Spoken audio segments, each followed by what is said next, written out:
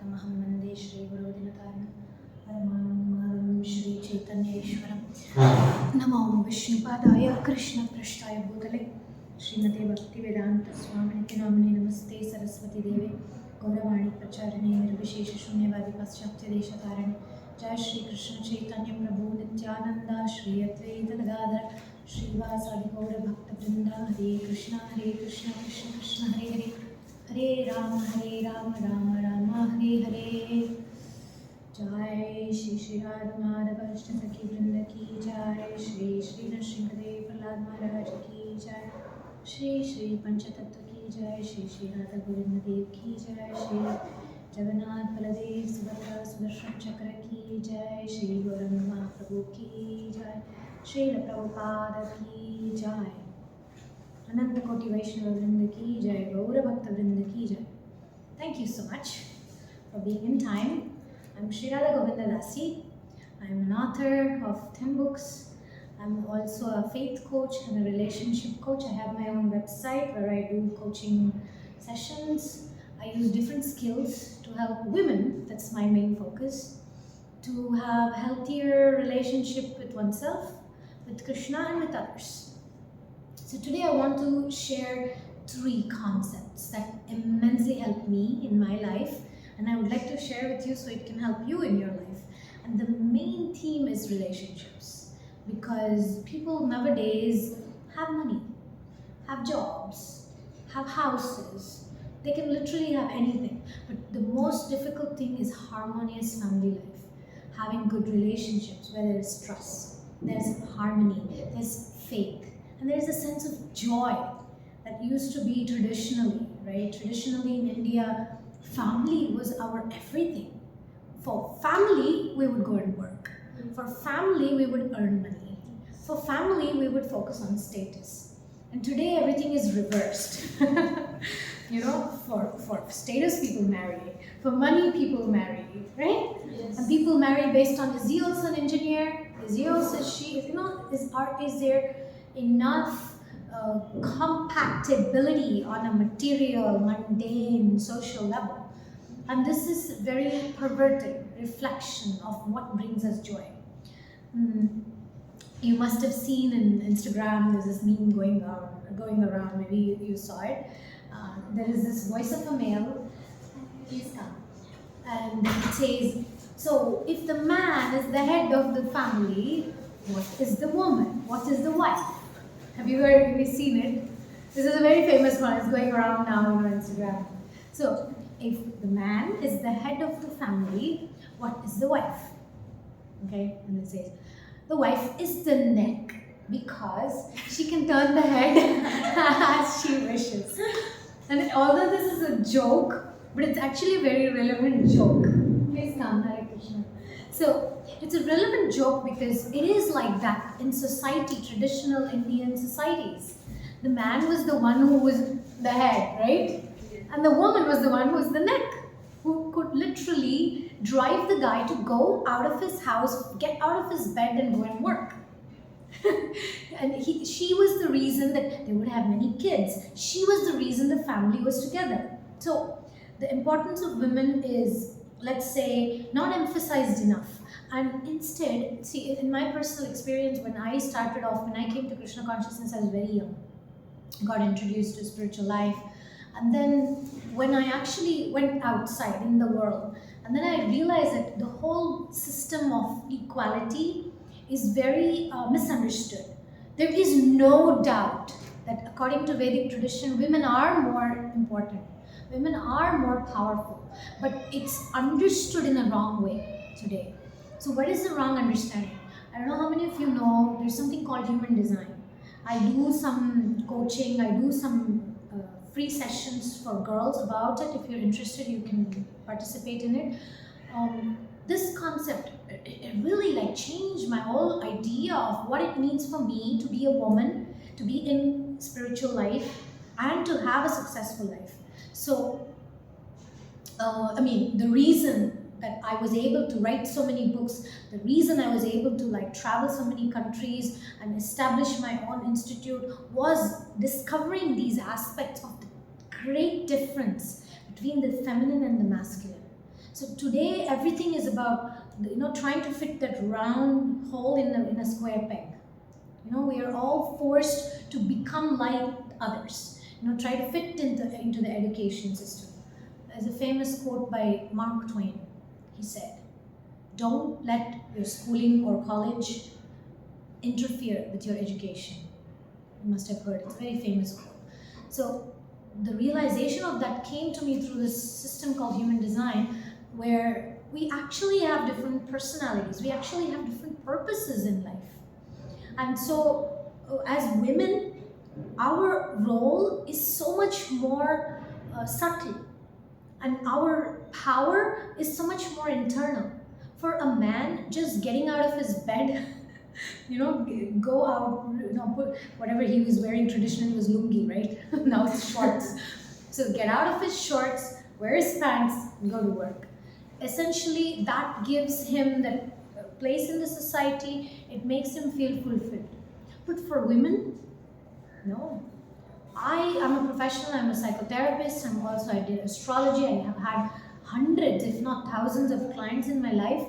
People with highly successful careers, okay, a lot of money in their bank account, extremely miserable. Even good family, good status, children who are successful. Why? Because for women, it's all about the emotions. It's all about the moon energy. The sun and the moon. Sun is that masculine energy. Every day morning, you can be sure this time is going to be sunrise. It's as sure as sunrise, they say. And so the consistency aspect is masculine. But when we expect women, be consistent in your emotions, be consistent in your actions, be consistent in your career, be consistent in your studies, it's actually not done. It's not the way to empower us to be the best version of ourselves. Why? Now, the result of some of the research that I did, especially I did with spiritual women, people in yoga groups, people in Hare Krishna movement, people in other religious organizations, or from Madhva background, because I come from Madhva background. So I did a study of 250 women, just to get an idea of what it is that prevents them to actually be the best version. About all these women were around 40.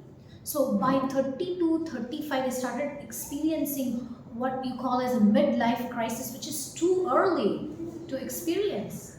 So they started experiencing a sense of crisis. They felt, I have exhausted everything about me. I've exhausted my mental energy in my schooling and college. I've exhausted my physical energy in giving myself to this company. I have exhausted my psychological energy trying to please my husband and kids. And what do they have left out of them? Nothing. And this is regardless of how much money they have, what careers they've built, and what wonderful families they have. So, my dear Vaishnavis, our generation, your generation, can change that by consciously choosing things that really makes you happy, not just trying to fit in those things of the society which only is going to make us miserable. Equality doesn't mean we have to live like men. See the moon cycles. It's never like sun. It's not the moon rises exactly on the same day every time, and the shape of the moon is exactly the same every day, is it? No, it's not at all. Completely different. Right? Sometimes it's half moon, sometimes it's no moon, sometimes it's full moon. Honestly, that's us. That's how we are. Emotionally, we go through cycles. Physically, we go through cycles. Physiologically, we go through cycles. And if we do not embrace that, we will become like a 80-year-old woman when we are 40 and experience like no joy in life, no purpose in life, and just feel like, oh my God, I've given everything to my parents to make them feel proud about me, about my career or studies. I've given everything to my husband and kids. And then finally, we come to Krishna, but when we come to Krishna, we're so exhausted. It's a good thing. To be materially exhausted, Krishna says that it's a good thing. Janmaishwarya Shruta Shribir. He's not attracted by somebody who's powerful and beautiful and well educated. That's not what he's looking for. He's looking for that, okay, Krishna, I have nobody else as my shelter. You are my everything. That's when he really looks at us. We have everything and say, oh, I have enough money, I can give you a little bit, Krishna. That's kind of the attitude, right? You do religion as a part of your life. It's not that you're living a spiritual life and you're using your material opulence. So, my dear friends, 3 concepts that I want to share with you. It's on the board and I'm going to go one by one. The first one here, that's the first one up there. What I am discussing about, women who get stressed. And we're talking about even girls who get stressed these days. You don't have to wait till 35 to feel stressed, right? You start feeling stressed when you're a teenager. Oh my God, am I going to pass out from school? Oh my God, am I going to fit into the sports club? Is my hair color fitting? I mean, hair color is not so much of an issue in India maybe, but hair length of hair, texture of the hair. I mean, we women, we can get into all sorts of details and complicate our lives and make our life very miserable. There was this guy who said, he was a very old guy, he said, most of my life was filled with worries. And most of those worries never happened. So, similarly for women, we give so much priority and importance to things that don't matter in the long run, and for the purpose of our life, for the joy of our life. What happens is what you see in the top there. We either either we underfunction or we overfunction. So I want you to, if you have a piece of paper, you can actually do this exercise. This is a very personal exercise. This is not a group exercise, it's an individual exercise. You can actually write down, as I'm going to read it, you write down for you what it means. If you don't have a piece of paper, don't worry, you can just do this exercise in your mind. And it's not that once you do this exercise, you're going to be fixed. This is something you need to keep revisiting. As I said, you can come to the online coaching sessions where you can get practice on it. But I'm going to read what happens to you when you are under functioning. Hare Krishna, welcome back. Hare Krishna. So we are speaking about the stress, and we're speaking about how we either underfunction or overfunction when we are put in stressful situations. So when we are underfunctioning, this is a checklist for you. Do you get disorganized in several areas of your life? When I say several areas, those of you who attended the last workshop we had, we did the pie chart, right? You were there, remember? So we did the whole different sections of your life that's important for you. Then we gave gradations of how much percentage you would give. So in those areas I'm talking about. So in your pie chart, the different areas of your life, how organized are you? Or how chaotic are you? So if you're not organized, it means there's underfunction happening already. And the second thing is, whether it's our studies, maybe business, maybe any other activity, maybe coming to the simple thing. Do you feel less competent? Like what I call it as a social anxiety. Yes. Yeah, I experienced that too. Me too. How many of us experience social anxiety? Yeah, that means we're under functioning. And we are already stressed. Our hormones are stressed. Our minds are stressed. Our hearts are stressed. Our emotions are stressed. So what happens in that level is we seek help, but not in the right way. We end up seeking help in the wrong way. Like I said, I know a lady who had a lot of money, just so much insecurity issues that she augmented her breasts to have bigger breasts because she was feeling that, oh, maybe that is what is making me less competent. I'm socially insecure because I feel I'm too small. And then she went through, I can't remember, a series of surgeries that we couldn't even care about it. But she kept consistently taking help of things that didn't help. It actually worsened her health, it worsened her self-image, and people started talking about it, and it actually got really bad. So this is a very important thing. When we go through social stress, we shouldn't neglect it. See, another thing, like I was saying in the beginning, the moon energy, attention whenever we're feeling anxious, whenever we're feeling stressful, and whenever we're feeling like all this social anxiety and stress, we shouldn't ignore it. And what I mean by ignore it, you can do two things. Number one, we can ignore it by saying, I don't care. I'm going to start doing what everybody else is doing. I'm going to have the kind of dress everybody has, no matter how much it's going to cost, right? We may not actually have the budget for it. We may try to do that. So we may ignore the sign of there's something I'm not doing right by trying to fit in. That's wrong. And then another thing you could do, I do that sometimes, avoid social situations, right? Recently there was a wedding and I got cold feet at the end, like in the last minute, and I didn't go because of that sense of anxiousness, variety of anxiousness. For me, it can start from people are going to ask me, when is your next book coming out? And because I don't have an answer, I don't want to go. I mean, I'm being very honest and vulnerable here. It depends on each of us what is currently our issue. Or sometimes I may see somebody beautifully dressed appearing there, and I get into a sense of angst that, oh my God, I didn't dress like that, right? And these are not signs to be ignored, because when we underfunction, what we do is we become distracted. It's very interesting. This is a whole research. Okay, I read a whole book about how we deal with things, and these are I can send it to you for those of you who want. So we become distracted, we start worrying about something else, and very interesting, we gossip and we criticize people.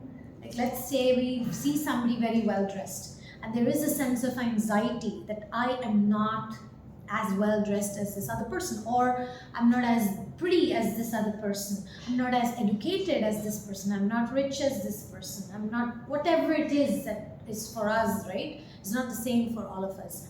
As soon as it comes, the underfunctioning sometimes makes us destructive. Tamoguna.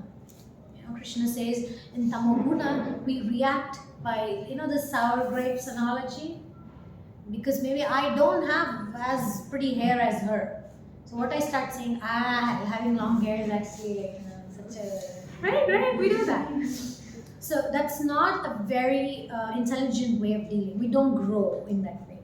And also, we may even start earning labels. When we're underfunctioning, we may be earning labels as, this person is too chill, too bindas. Why? Maybe academically we are not reaching the goals that our cousins are reaching or our friends are reaching. Then when we go in those circles, we start feeling that pressure. And what do? Pretend like we are really chill and cool and I don't care. I'm having fun with my life or something, right? But internally we are not actually feeling that. So these are important to look within, because nobody knows. When we look at somebody, they may look very confident. I'll read the other list, is even more interesting. This happened even to me personally, and I know people this happened. Physical symptoms, issues with health, maybe overeating, maybe undereating, maybe can't sleep, and a lot of physical and emotional symptoms. And also, an underfunctioning person is easily irritable. And my dear friends, the connection between health and irritability is very direct.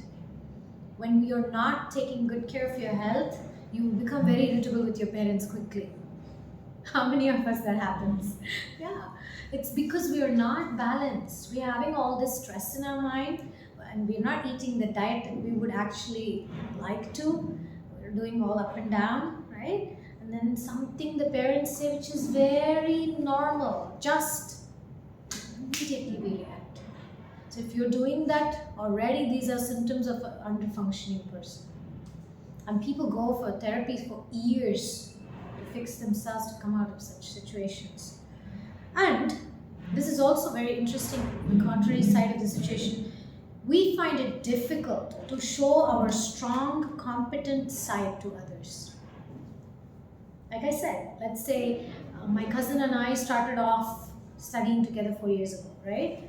Let's say you already earned a couple of degrees and I'm still here, I haven't completed the previous one, right? What do? I can't show anymore my strength, so I hide that strength. I start showing, I can't do this. We start aiming low. Okay? Yeah. So personally for me, when I started figuring this out, and I found also some of my friends were going through this, I started like a group. We have Ashka came sometimes, our Krishna connection group. So we said, hey, come on, we as spiritualists, we don't want to live life like this anymore. We want to change something, and we have to come together to openly be able to discuss these things, right? When we're able to openly discuss, then we're accountable to what kind of life we want to lead. Okay, so for those of you interested, maybe you can contact Ashka. She can give you the number to join the group. The second point I want to bring up is this. Now, depending on whether you are stressed or not, we need to go back a little bit into our childhood before we go forward about your marriages, family, children, and relationships. Nowadays, a lot of girls, due to these reasons of not living your life properly, fully, and because of I actually forgot the list of overperform. It's also called overperformance, or it's called overfunctioning. So in overfunctioning, we are overconfident. We are overconfident about things. Actually, I want to read that whole list. It's here.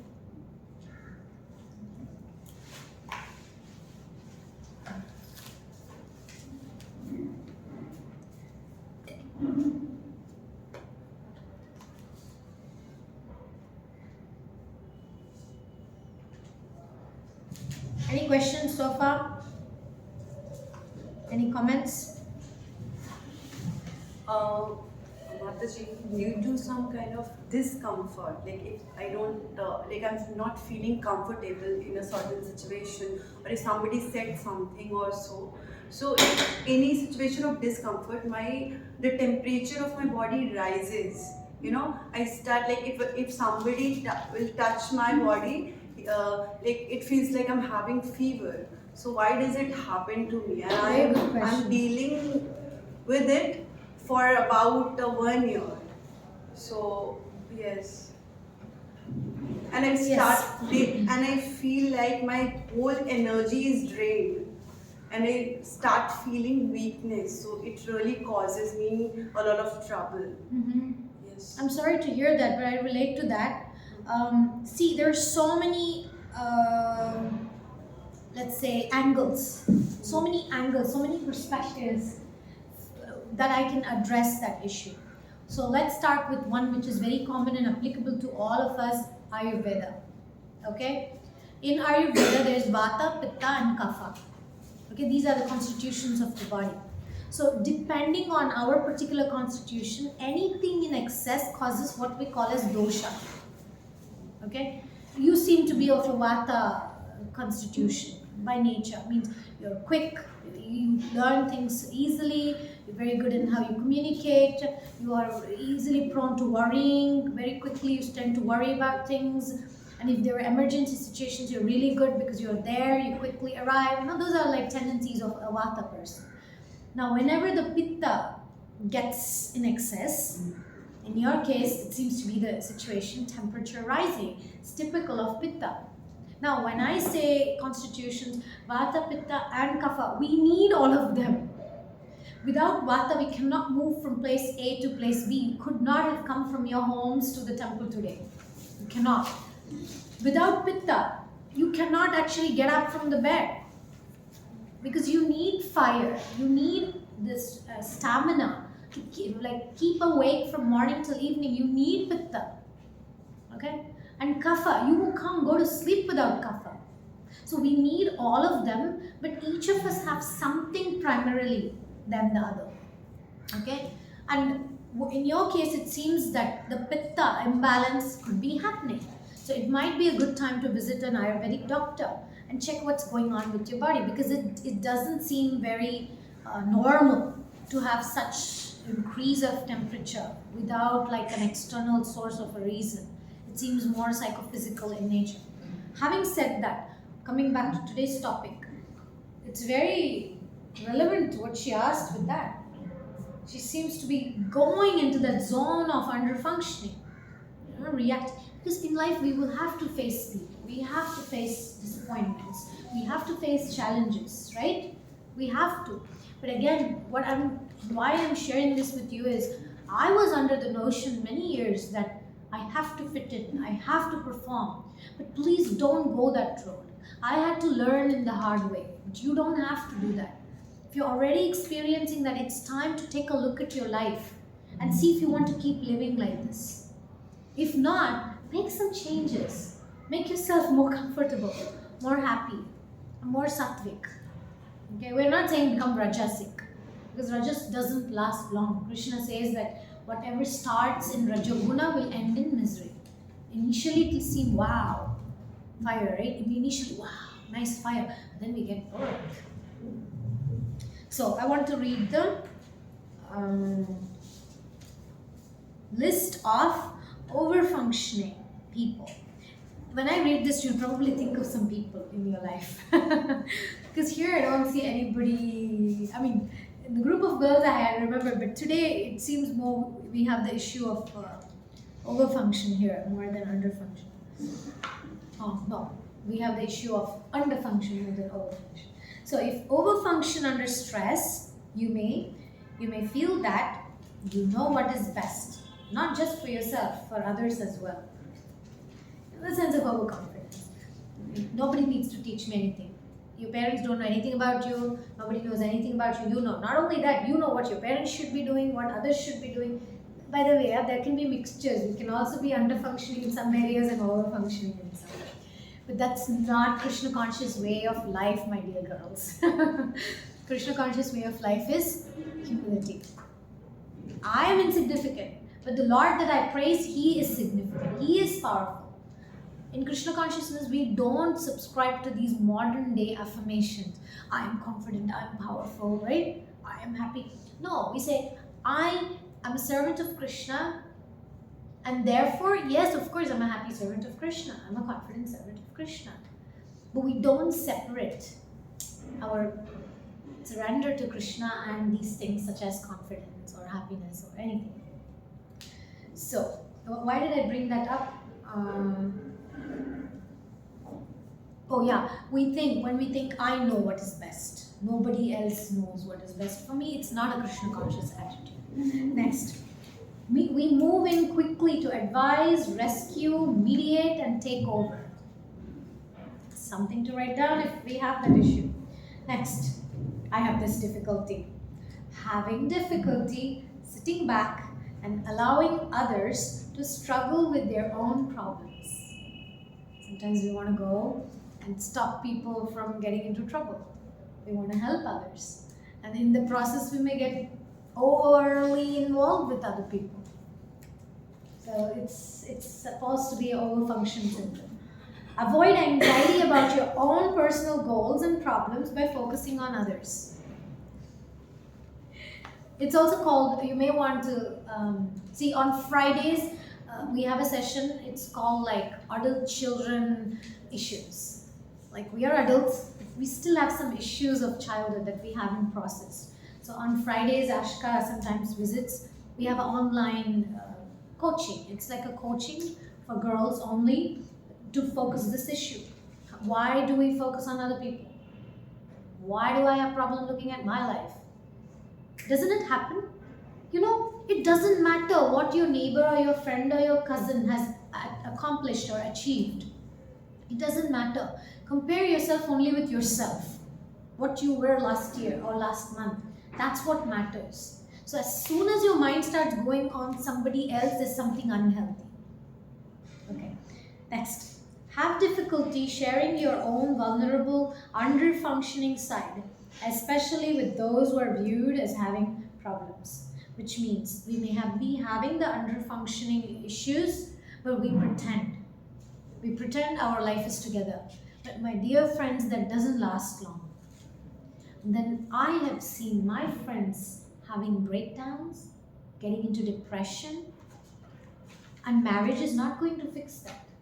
It's only going to make the situation more complicated because we don't know what is the karma. We don't know what the guy is going to be like. He has his own baggage. He has his own issues, right? So yeah, those are some of these things. And yeah, for those of you who want to attend, it's a free coaching for girls about how to deal with childhood issues as adults. It's a meeting of confidential nature. Nature means we don't record it. It's not live on any social media. It's a private meeting. It's only whatever you discuss there, you cannot discuss after that. So it's like a therapy, it's like a coaching based on patterns that we have, and we do address under-functioning, over-functioning, all these issues that we have. Okay, any question at this point before I jump to, we have 2 more concepts, so anything so far? Because as I said, it could have both. There could be under-functioning and over-functioning, just as somebody who has a pitta problem is hyperactive, is feeling very quickly irritable or angry, but can also have oversleep issue, which is a kapha problem. So there can be simultaneously pitta and kapha mixed. I'm coming to the health thing. Maybe I should address the health thing now. So today's topic was about loving yourself. Why it's very important before you find the love of your life. There's this concept soulmate, right? I mean, it's really BS. You know why? I'm saying this as an astrologer. Soulmate essentially means somebody in your previous life, you really messed up, things went really south, and you still didn't pay back the debts. So in this life, you're attracting that person back together to resolve those issues. And I'm telling you, those issues are not pretty issues to deal with. So the whole world is going crazy about this idea of soulmate. And me, I'm telling you, hey, that's like a really bad thing to desire, because all you're going to put upon yourself is a huge rock on your head. It's like disaster from your previous life you're inviting into. And I've seen that happening. Oh, this is my soulmate. And 2 years into their marriage, the whole black hole opens up. So many issues happen. So Bhakti Tirtha Swami, he was a great saint and sannyasi in ISKCON, he used to say, there is a woman, she's feeling incomplete. She's waiting for that soulmate to make her complete, right? And then there is this guy, he's feeling incomplete, and he's thinking, the day that I'll meet this girl, I'll feel complete. When they both come together, it's a bigger incomplete. So this is the reality. This is reality of life. But we are spirit souls who are not by nature alone. We are always with Krishna, and Krishna is with us. More than that, there is one person that you've been looking all your life. That one who can always accept you regardless of your flaws, and hold you, and hug you, and cuddle you, and kiss you, and say nice things to you. And most of all, always will stay with you, no matter what the situation. How many of us would like somebody like that? You know what? You sure? Yeah. You already found that person. Look into the mirror. It's you who's going to always stay with you. It's you who can pick yourself up in the stress. It's you who can tell yourself, it's okay, I failed last time, let me try again now. That person is you. But what happens is we don't invest in that relationship. We keep chasing after bag of bones. Rukmini, Devi, Krishna's wife, she actually calls the ordinary men of this world as bag of bones, and stool, and urine, and mucus, and some hair. Because it is what it is, reality. Because men have their own issues, their own troubles, but we are expecting them to be God. We're expecting them to be better than how we are expecting men to treat us better than how we treat ourselves. Hello? Did you hear that statement? How can somebody treat you better than you treat yourself? The problem is, even if you do find a person who's going to treat you better, there are other issues. So that's taking us to the next part of the session today. So, growing up, none of us had perfect childhood, right? Perfect economy, perfect emotional health, perfect physical, everything perfect. My parents were sages from the Satya Yuga. They made no mistakes and they raised me in such a perfect way that I'm going to become the next great incarnation. Unfortunately, we can't say that. We all grew up with some dysfunctionality, some lack, something. So based on that, this is what I studied in psychology, but it's a very important thing and I'm going to present it to you in a very simple manner that you can actually take a look at your childhood and be careful, be aware before you choose your partners. Or if you already have somebody in mind, don't do these mistakes. Okay. We develop from 0 to 1 year old. From 0 to 3 ages, especially 0 to 1. It's the time when we are completely dependent on the mother. How did we feel? We can't remember, but the psychic body stores those memories. The studies prove, which also coincides with the teachings of Vedic astrology, that when a child felt cared, nourished, nurtured, was fed milk in the right time, was taken to poo and pee and potty was changed, then the nappy was changed in the right time. When these things were happening in a healthy manner, that child grows up to become securely attached. Means they have a sense of respect towards the parent because they felt the connection. And as they were growing up, 2 years, 3 years, how were they treated when they were trying to go and touch fire or wanted to go into the playground and dirty themselves? There are two things that could have happened to us. One, our moms or dads would have said, don't go, don't dirty your clothes. Or don't take a risk, you'll fall down. That's this very critical age where we learned whether to take risks in life or not. Whether to proceed in the direction that we feel inspired or not. So when we were around 3 years old, if we were stopped too much to experiment life, we still have that fearful nature to experiment things. On the contrary, if we did have parents who pushed us, go do that. I've seen some parents who want their children to go on the stage. They want their children to go experience, and the child is a little bit hesitant. But the parents are always pushing them. And sometimes they push them too much. They push them to take too much risk. Right? So both of these are considered to be risky behaviors. So these kind of experiences makes us develop a certain attachment style with people in our life, especially husband and friends. But it's a general characteristic. It's not only with the husband. In general, how do we deal in relationships?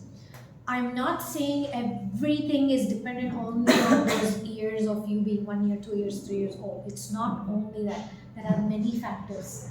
What kind of training you had, what kind of association you are in right now, what are your values in life, what's your previous karma, right? Everything comes together. In Bhagavad Gita, Krishna says of different factors. The Kala, the Jiva, the Prakriti, the Daiva, all the factors, when it comes together, it brings up a certain situation. But why I'm bringing up this is, as I said, I myself personally found this knowledge to be very helpful. I call it a black hole. We all have our black holes. A black hole for somebody might be going out in the social scenario and maybe a party. We go into a black hole. And maybe for some of us, the black hole is, oh my God, I haven't done any achievements that I can talk about. Oh my God, I haven't still lost my weight. Oh my God, whatever it is, that black hole that we go into. No matter what you're told at that moment, you're in that black hole. And it's very difficult to pull you out of it. Okay, it's a black hole. So we all have some black hole, some aspect of our life that we are not happy with, and no matter what we say, that place is empty. Usually, that's where we try to fit in the man, the partner. We want that partner to fill that black hole. We want that person to complete us in those areas, make us feel secure, make us feel loved, make us feel successful. It's a subconscious expectation we have. We expect that guy, poor guy, to fulfill all the needs that our parents couldn't fulfill, to cure all those traumas that we got from childhood, in school, in college. We want that poor guy who's a bag of bones. We want that guy to make us feel healed, to make us feel loved. And like Bhakti Tirthamar said, he himself is an incomplete. If he just gets out of his bed and go from shorts to pants, it's a great achievement. But we are expecting him to be a superhero. But he cannot be a superhero. So we can take a look. What kind of attachment style do we have? And these are the 4, okay? The securely attached. When they were babies, they were taken to a park and they did an experiment. So they took a securely attached child and then they let the child go and play in the playground. So when the child was playing, the mother was, this is an experiment, this is an experiment for the kids, right? So the mother was standing a little bit at a distance. So the securely attached child would once in a while take a look at the mother and felt, okay, my mother is there, and would continue playing. Yes. Okay, that's a securely attached child. So that means in relationships, you don't chase men. You don't jump into replying to the message. You don't look at men and smile and look into their eyes and show your feminine gestures. You just don't do that if you're securely attached. Okay? Beautiful girls. Yes. Can I bring my friends? They're calling me. Sure. Just tell them that they can enter the room only if they're securely attached. Actually, they didn't come here. They just came so today. Sure. She didn't hear it, so it's okay. So, the securely attached women are extremely confident and faithful. Confident doesn't mean they're confident to go and flirt with the guy. It's exact opposite. They don't have a need to do it. They're not looking for a guy to make them feel good. They're not looking for a guy to make them feel beautiful. Okay? Securely attached, no. Okay, my mom is there. Krishna is there. My elders are there. When the right time comes, when God arranges, it will happen. I'm bringing that aspect of our psychological mindset, our patterns, our functional, dysfunctional, over-functional behaviors that we acquired, how that works when we are looking for a couple or a husband or whatever. Now, things get a little bit complicated, as you can imagine, after this stage.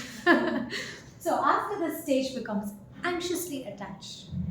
So anxiously attached, there are theories about it, I make videos about it, we have a weekly session about it. So what I'm presenting here is years of research and hundreds of books. Just a principle, but this is core to you choosing your partner. This is core to you maintaining relationships. This is core to you having a better relationship with yourself so that you don't make a mistake when you choose your partner. Okay? So the anxiously attached, the experiment goes like this. They take a kid, it's a different kid by the way, it's not the same kid. Different kid, different parent, takes to the park, leaves the kid there, and the parent is standing a little bit at the distance. The anxiously attached child immediately starts feeling anxious. Cannot stay away from the parent. Starts crying for attention. Tries to run to the parent. Tries to grab the parent to the child. So there's a whole anxious dynamic there. So the kid is not obviously feeling secure like the first kid. right? Constantly keeps looking at the mother, keeps crying, cannot have the mom out of sight. So there's a whole trauma happening for this kid. And obviously, it doesn't just happen by chance. Certain triggers, certain karma are factors in it. So take a look at your life. Are you that person? Every morning, if you have ever been in a relationship, any guy was ever interested in you, constantly checking for the phone to see if people have accepted my friend request, if people are commenting on my post, did this person like, how many people like, did that guy like my post, why this guy didn't say good morning to me. This is a typical anxiously attached style. And the research shows that majority of women tend to have anxiously and fearfully attached category. So in the anxiously attached, you get absorbed and obsessed about being in a relationship. You see the contrast, you see the difference? In securely attached, you see relationship as part of your life. And anxiously attached, you're waiting for a relationship to start your life. And the interesting thing is, whenever anybody chases after, or when I say chasing, it doesn't mean physically run after boys. It's not that. It's the way you look, it's the way you talk, it's the way you sit, it's the way everything about a woman sends signals. And those signals will attract that kind of man. And then we sit down and we cry. Right? We do A, B, and C, and we expect X, Y, and Z. But the law of nature is you throw something up, what happens? Yeah. So we act in ways to attract, I don't want to use really bad words here, but is that a really bad word? is I think you can use it. Okay, I think I can use it. It's a private meeting. So if you behave in ways to attract a jerk, you cannot complain. Okay? In other words, if you're trying to attract a man by your flirtatious behavior, don't expect that that guy will settle only with you. Obviously, you will go to the next woman who's going to flirt. It's like basics of relationships and psychology. Are we speaking any sense here? So we're talking about women. When we choose men, what are the psychological and emotional dynamics that we, maybe in childhood, something that we learned, and also in our psychological patterns, what kind of attachment style we have, and how that helps or not help us in choosing the right partner. Okay, that's what we're discussing for. Welcome. Where are you from? Okay, Hare Krishna, Hare Krishna. So, my dear ladies, anxiously attached is the opposite of securely attached, and the goal is to go more towards securely attached. Relax, calm your nerves, chant more, do more spiritual activities. In fact, even in Vedic astrology, the woman who gets a good husband is the one who's living her life properly. Is not the one who runs after, is not the one who's waiting for the guy to start her life, is the one who's already living her life. Whether it means to spend right time with your parents, whether it means putting your focus in your studies and learning your skills, whether it means doing well at your job, whatever it is, meaning that you're living your life. You're not waiting on that person to send you a message. You're not waiting on that person to whatever it is that you have, that black hole. Okay. Then comes the fearful attachment style. These are the people who are not openly out there for relationships, and as soon as any opportunity comes, they're afraid. Why we're bringing up these things is sometimes we may be in fearfully attached status or avoidance status, but we think we are better than others. Oh, I'm not like that girl, always after boys and all. But it's not that you're very, very healthy. There may be something. You don't have the securely attached style, which means, okay, Krishna wants this relationship. He wants me to marry this person. You're open to it. So there's a balance. So what instructions will apply to our anxiously attached will not apply to a fearfully attached. So some of you here could be more anxiously attached. You're anxious for a relationship. You may feel like, I'm incomplete without the man. You came little late, so you missed some jokes and some part of the story, but you can get the essence that you are waiting for life to start when the guy comes. The guy, what Rukmini Devi says? Rukmini Devi in Bhagavatam, Krishna's wife, says, the men of this world, they're just bag of bones. So we can't expect them to cure us and heal us and fulfill us and make all our black holes go away. But we have that expectation sometimes. So for some of us, to become secure means relax. Not to when I say run after, it could mean anything. Usually these days, run after means on social media, right? Or it could be even in the temples or something. You look at some boy, oh, that boy looked at me.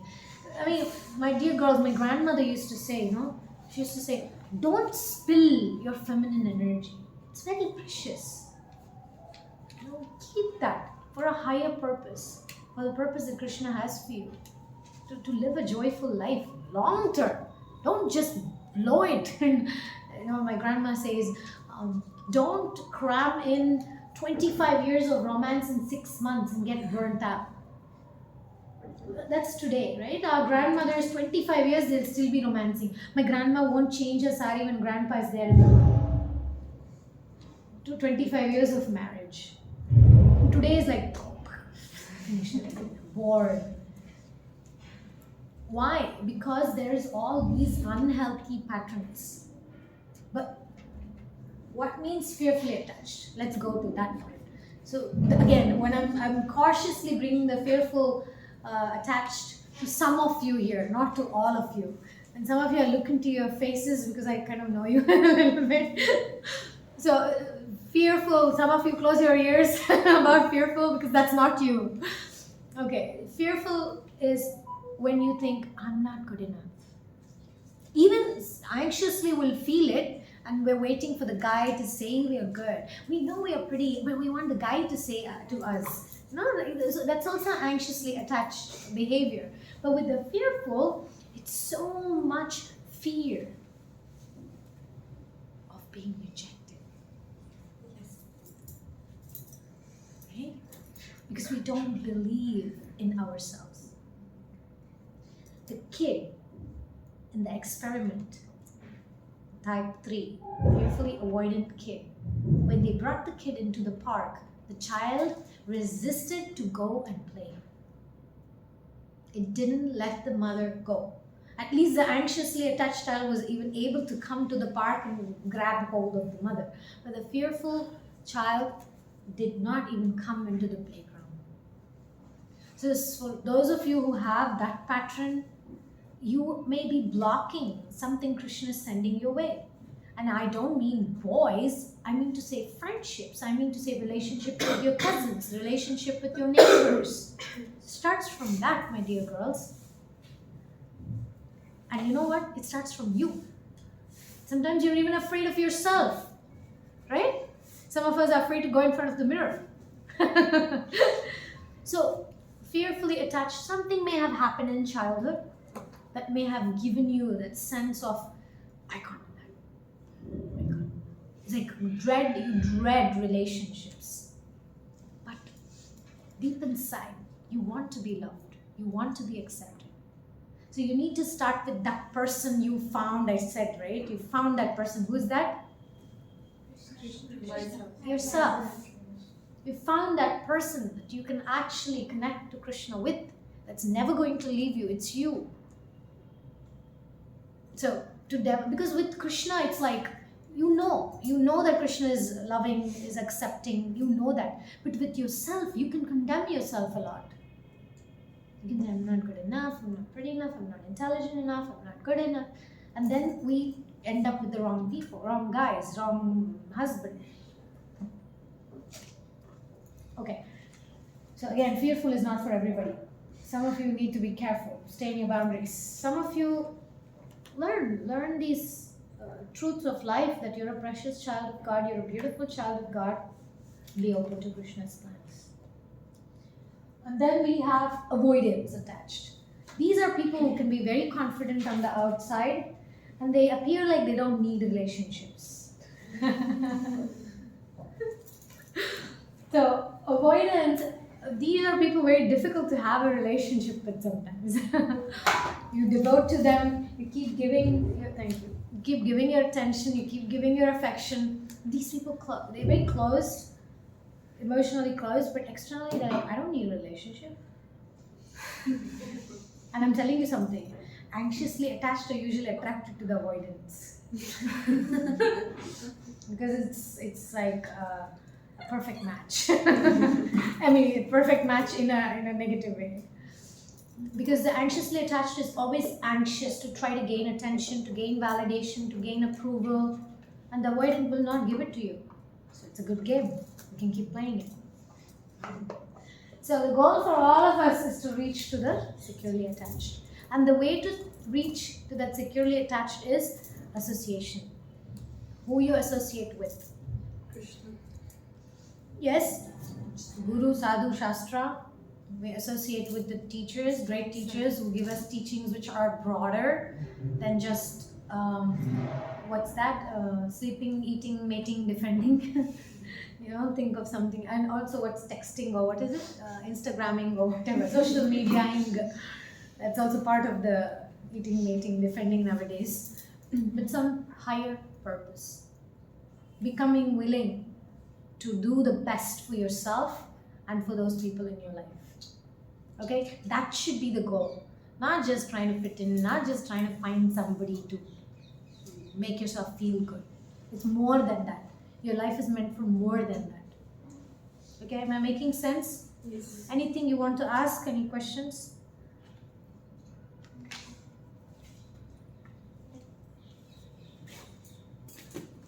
Mataji, can you elaborate on the last one a little more? Avoidant? I'm not an avoidant, so I won't avoid that question. The kid, I forgot the experiment. So the kid who was the type 4, the avoidant kid, was taken to the park, was left there to play. Not once the kid turned to look if the parent was there or not. Couldn't care less. No anxiety, no fear, not even a bye mom. Like a total sense of emotional disconnection. There are people like this who live on this planet. Some of you may have parents like that. Especially men have more of that tendency. It's rare. Among women it's rare. But there's a large part of men population that they're either emotionally incapable of connecting, or they could just be narcissists, just purely selfish, that they only care about what they get when they get. They don't care about giving it back to you. It doesn't matter, you keep serving them 10 years, 20 years, they still don't want to give you their friendship. It depends.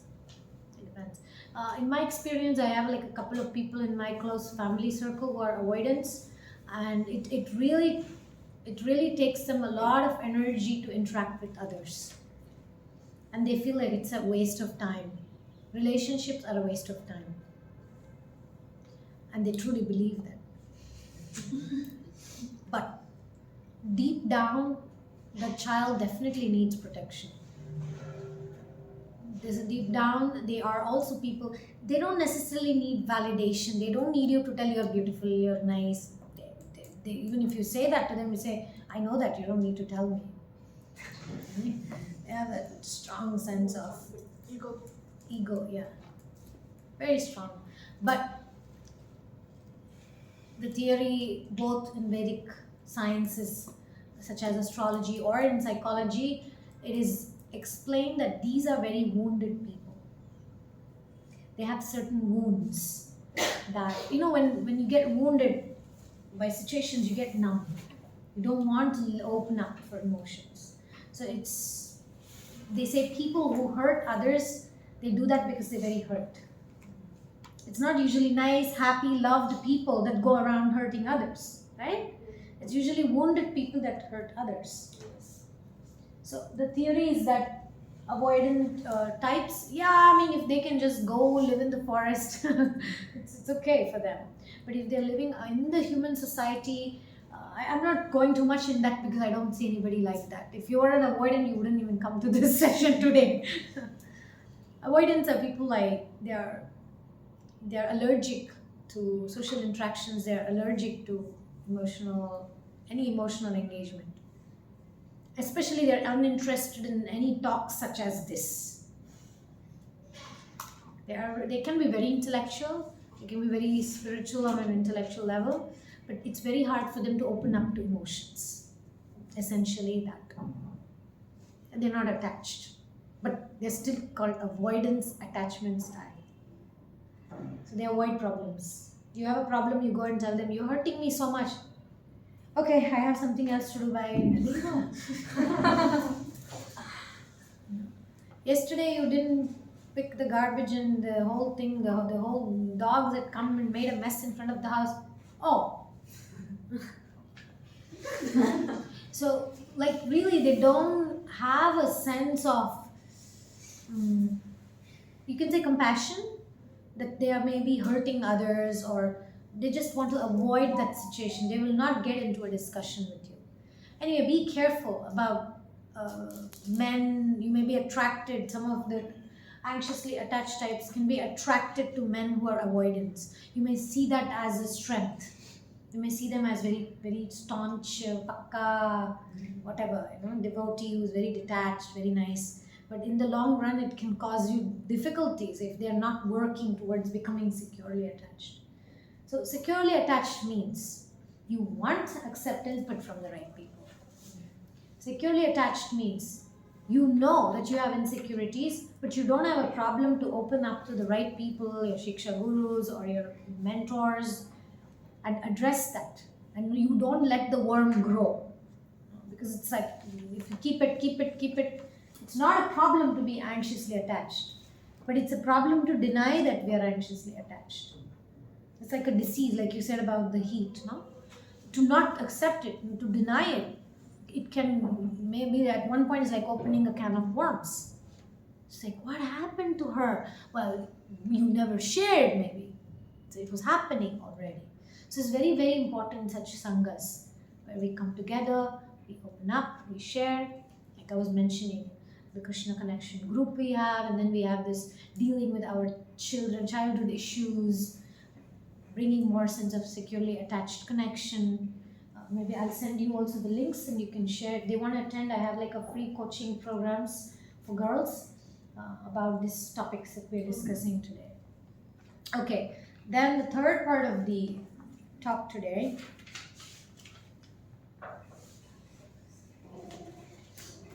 Okay, see, because of this, there is misunderstanding about our worthiness. We mix or we confuse our capacity or our ability with our identity. Can you help me right there?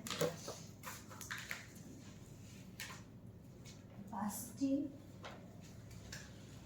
Okay, just say skill, little big. Skill and identity. So we were speaking about the social anxiety in the beginning, right? Why the social anxiety happens? To some of us, it happens because we are okay. Thank you. It's okay. So when we focus on the skill aspect, am I able to speak well? Am I able to dress well? Am I able to do these things well? These are all action-based things. These are all external things that we are able to manage, right? So that's on the skill level, that's on the mode of passion level. So we tend to attach that with our identity. We think that what I do is who I am. What you do is not who you are. What you do is what you do. Who you are is who you are. Regardless of the kind of body we have, regardless of the kind of mind we have. So we sometimes think, oh, in order for me to have a better identity, I need more skills. In order for me to have more confidence, I need to have external certain features. In order for me to feel a sense of identity and acceptance, I need to perform. See, these are all the reasons for the first section of the talk today, what causes us to underfunction and overfunction. Now, identity is not based on what you have. It's not about the kind of clothes you have. It's not the house that you live in. It's not the gadi that you drive. It's none of that. It's only those things are on the level of Dravya Shakti. Dravya means tangible objects, things that can support us. But that's actually the lowest level. Means it's in the mode of ignorance. It's okay. But next level is, no, I can do this, I can talk this way, I can, dress really well, etc., etc. That's like in the mode of passion. Okay, that is also not our identity, what I can do. But who I am is, again, your relationship with yourself. That's who you are. So we usually get into social anxiety because we are not building that relationship. We're too focused on skills, we're too focused maybe on tangible things sometimes, but we don't have that relation with the self to say, I am me. It's not dependent on what I can do, it's not dependent on what I have. That's basics of Bhagavad Gita. Being is in the mode of goodness. Being confident is not dependent on how you can dress, how you can speak, what kind of a car you have, what kind of a house you have. Confidence, security does not come from Dravya nor Kriya Shakti. Dravya Shakti means tangible objects. Kriya Shakti means ability to do things. Ability to do things only increases some skill. But that your relation with yourself, you can't improve that identity with those things. You need to work on loving yourself, which means come back again to our temple. Come associate with these girls. They come every week, right? You have program. Maybe you can take their numbers. So we like to care for the soul, because the analogy is given like in a cage. If you put a bird in the cage, you put in a golden cage with decorations and beads and shims and everything, right? Is the bird happy? No. So our things and our skills is like the cage. The bird needs to fly, and the bird is the soul. So to build that relation with self, we need Krishna, we need God. We need to understand who we are.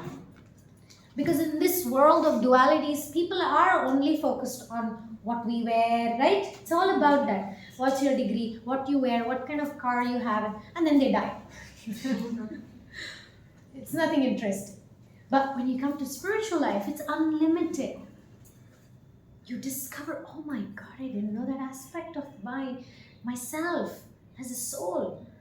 Then you start enjoying life. You start being joyful. You become grateful for your relationships, for your friendship. And then you start taking care of your body. All the Vata, Pitta and Kapha gets balanced. Not that, from today onwards I will be very strict. I will not eat this, I will not eat that. I guarantee you in 3 days that diet will be out of the window. Why? Because it's in the mode of passion.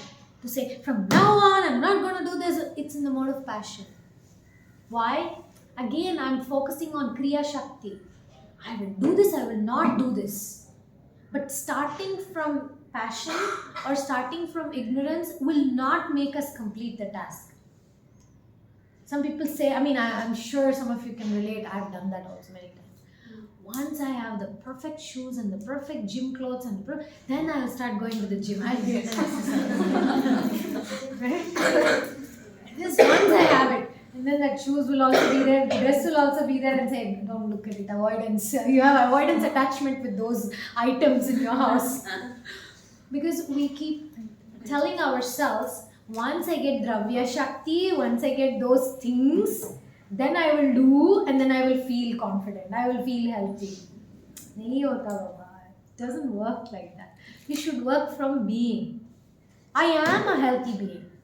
With little bit overweight right now, but I'm always slim person. It's a belief system. What do you believe you are? Do you believe you're a precious child of Krishna? Yes. Then you will do things that a precious child of Krishna will do. And then you will have things a precious child of Krishna will have. But don't start opposite direction. Then you will be disappointed. So for those of you who came with the pie chart reading, go back to that chart. Don't throw it out of the window and forget it. I don't know how you're doing. I'm actually considering, because I get some personal messages from some of the beautiful girls here on Instagram. I was thinking it would be nice to have a group online just to check how they're doing with their goals. Maybe Thursday or something like that. Just like coming in together, I'll be facilitating. You all will get 2 minutes each of you or something like that. And it's like accountability.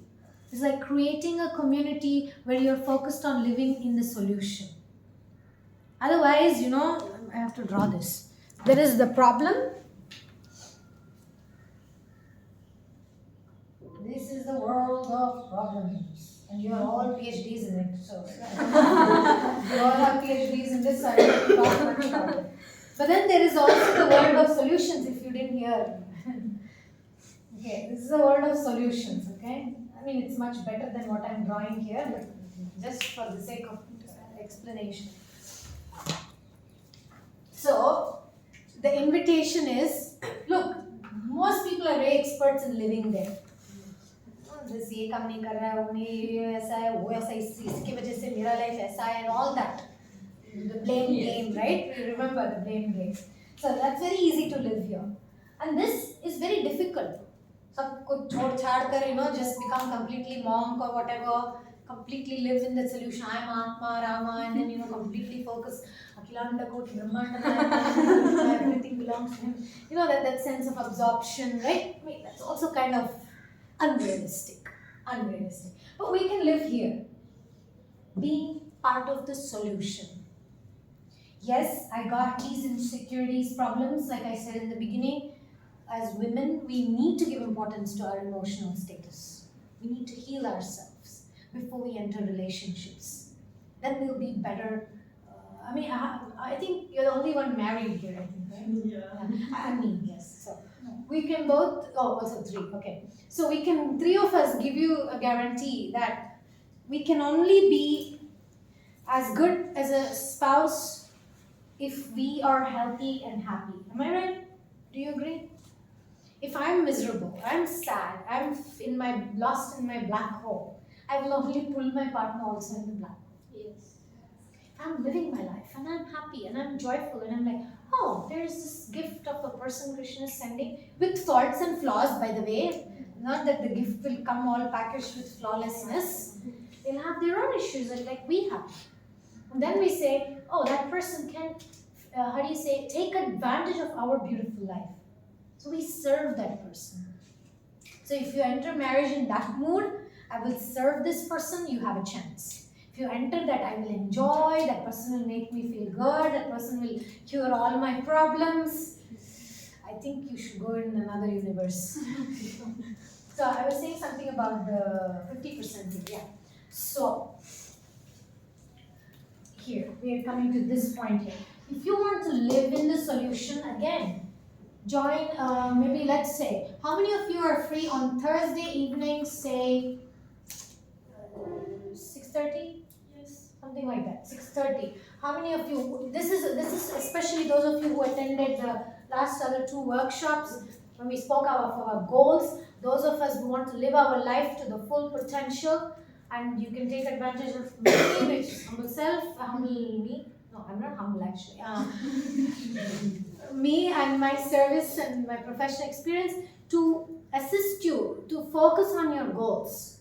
It's going to be like a meeting, okay? We will do a reading, there will be an inspiration, motivation, and then you have to be accountable to your goals.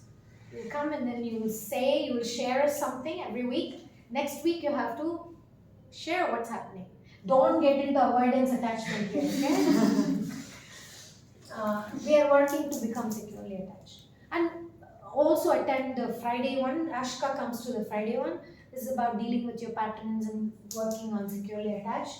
So coming to this point, why I'm bringing these things up is these are not things you can solve in one meeting, in 1 hour, in 30 minutes. You cannot solve it.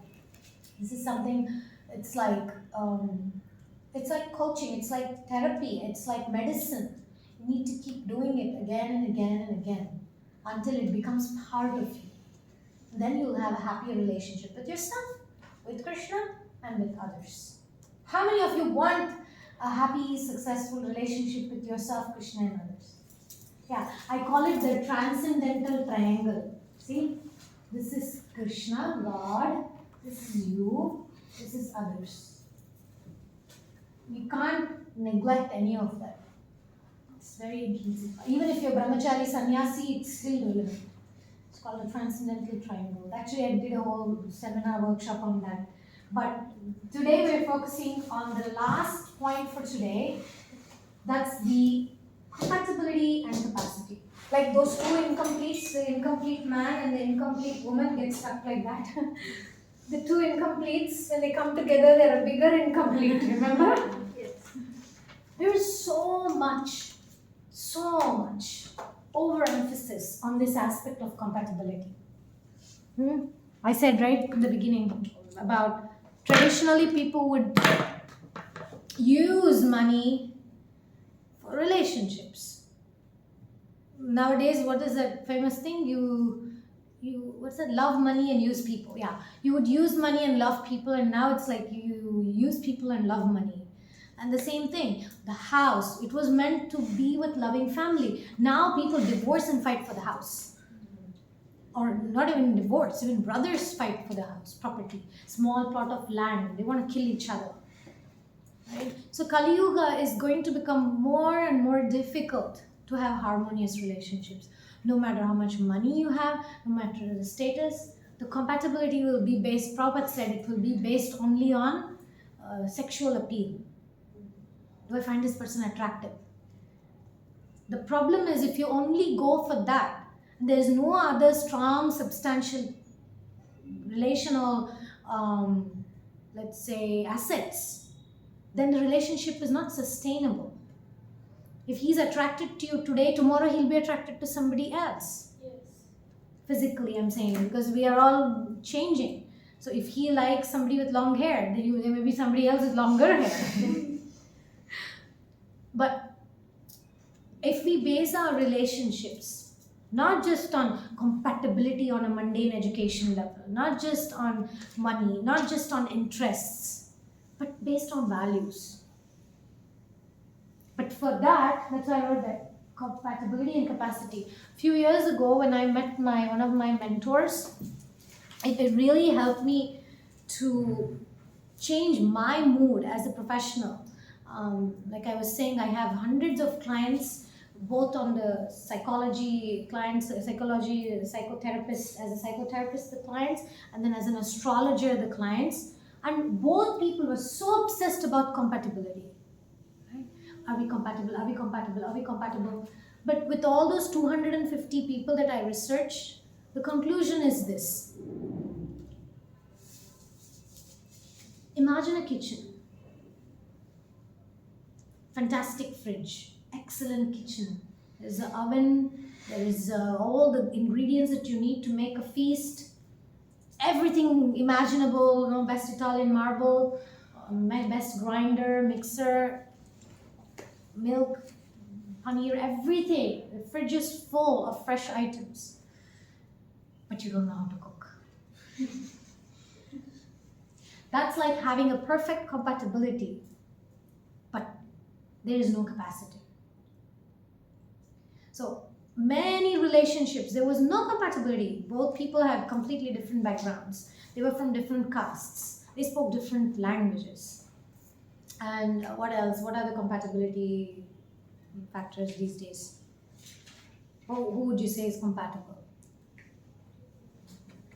Okay, different differences, okay? Cultural differences, economic differences, intellectually, academic differences, financial, different differences with not much compatibility on a mundane level, and let me bring up even not much astrological compatibility, right? This mystical thing you can't see, there is karma, right? Even on that level, if people were not so compatible, because of their capacity for relationships, which means you're open to love, you're open to trust, you are willing to behave in ways that are beneficial for both of you. You don't tolerate nonsense and you don't create nonsense. Basic capacity for relationship proved to be the factor for successful marriages. Out of those 250 women that those are in my inner circle and friends and family, etc., out of them 200 are still in that marriage. 50 of them have some husband died, or this different scenarios. But out of those 200 people, their point is my capacity and my partner's capacity is way more important than compatibility. These Brajbasi women in the villages, or even maybe in Adivasis, they have a hole in the ground, 5 sticks, 1 earthen pot that they just made in the morning. They can make a feast. That's called capacity. If you know how to cook, throw you in the forest, you'll be able to cook. If you don't know how to cook, you give the best man like Arjuna, you'll mess it up. So it's very important for you to take a look at your own capacity, because 50%, what was that 50% thing? I wanted to bring that up. See, the definition of love for today, there are many definitions of love. Today's definition of love in the context of these 3 main points that we focused. 1, the principle of stress, how you may underfunction in stress or overfunction in stress, and how your attachment styles work in choosing the partner or being with the partner, and how your own capacity is more important than the compatibility with the other person. The definition of love is utility. Is this relationship useful? Am I useful? That's more important. Don't just say, I want the guy like this. What are you ready? What are you going to offer? What have you proved that you can offer? Do you have great relationships with your friends? Do you have great relationship with your parents that is stable and you're feeling full with that? And that's what you can offer the guy? Or you're messed up in every relationship and you're waiting for this angel to ride on this white horse and take you and rescue you from all problems? It's a question. Only we can answer what we have in our mind. Because we all grew up with these fairy tales, right? The guy will come and rescue us and save us, and then we will be happily ever after. That's even me. I also have that. So we all grew up with that culture. So the definition of love is, sometimes we make a mistake. The guy looks good, right? He may have a good car, but we're not thinking, is this person useful? Is he going to help me in my spiritual life? Is he going to help me in my emotional life? This is right? most important. Yeah. Otherwise, the person may be using you and you get stuck. So it's very important that 50% the other person needs to be useful. If the person is not useful in your life, maybe you have to, whether it's a friend, whether it's a partner, you have to reconsider. There's something you're not doing right. And then are you useful? Are you useful to that person? And what can you offer? And when I say capacity, under that capacity comes your competence with social interactions, your friends, your intimacy, your sense of community, your physical health, your goals. Is there a balance of all that? If so, great. Plan to maintain that. Because it's not easy to maintain that in this world. If you don't have, take support. Because a man cannot fulfill that part if you don't live your life well. So love yourself, focus on that balance, and eat well. Okay, so these were the 3 aspects I wanted to bring up today. Before you jump into relationship, consider these things. The fearful ones, I have to use a different word. Before you swipe left, consider these things. Okay, questions? I left more questions for today. Time for questions today. Mataji, can it be a little off topic? Like a little bit? We'll take a vote. You ask the question, or first we should take a vote? Take a vote. Okay, how many of you are okay with off-topic question? Yes, everybody's okay. Go ahead. So,